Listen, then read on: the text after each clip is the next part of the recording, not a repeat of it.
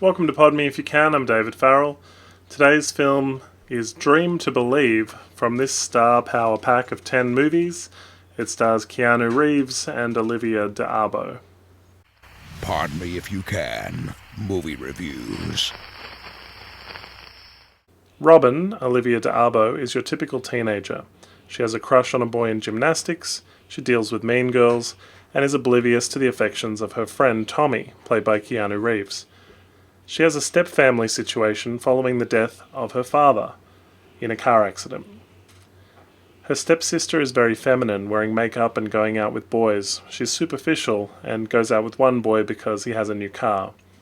Robin is accused by her stepfather of being one of them lesbians. Robin loves gymnastics, and even though she was injured in the car accident that took her father's life, she secretly trains with the school security guard, who is a little bit creepy watching her and dancing along. When Robin is accepted into the school gymnastics team, she struggles with the other girls in the team in the lead up to the National Gymnastics Meet, where the team has never won a gold medal before. This film has the feeling of an after-school special, where gymnastics is not the lead character, but young adult drama is. The film was made in Canada and features a really super 80s soundtrack. What they've done in this film is manage to have every song that they've spent money buying the rights to play in its entirety. So they have really long montages where the song plays over everything and into the next scene sometimes. So they have a Flashdance style montage of her dancing with herself. They have a thrift shopping at Salvo's style montage. A bit of a dancing at a nightclub montage.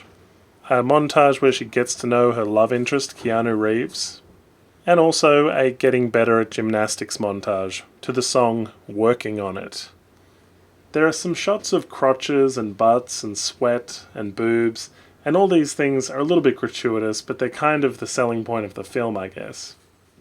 The film also features some more adult themes. Her stepfather is threatening to hit her, and we get the feeling that he's hit her before, and her best friend is taking diet pills to lose weight.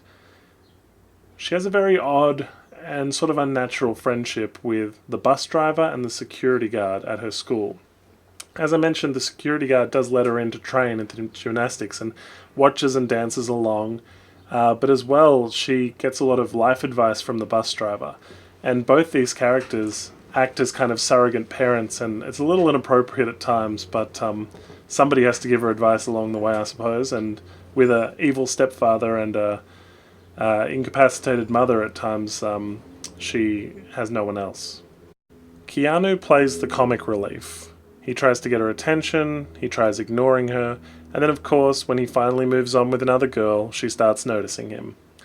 He did this film just before he did Brotherhood of Justice, which I've also reviewed on this podcast, on this channel, and I'll put the review in the description, like a link to it, so you guys can find it if you're interested.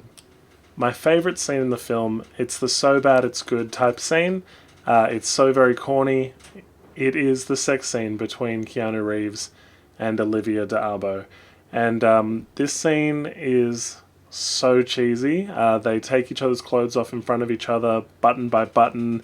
This song is playing over the top called The First Time, and my favourite thing about it was at the end of the sex scene, included in the montage, because as I said, they have to play the entire song, they wash the sheets together afterwards, which is crazy to see on film.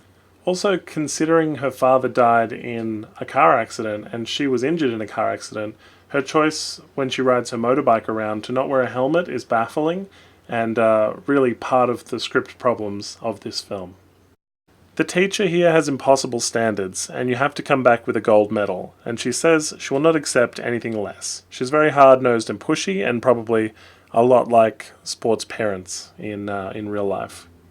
I won't give away any spoilers with the ending, but you can put together on your own what usually happens with an underdog in a sports movie. Ultimately, this comes across as a cheaper, less interesting version of like a Flashdance or a Footloose.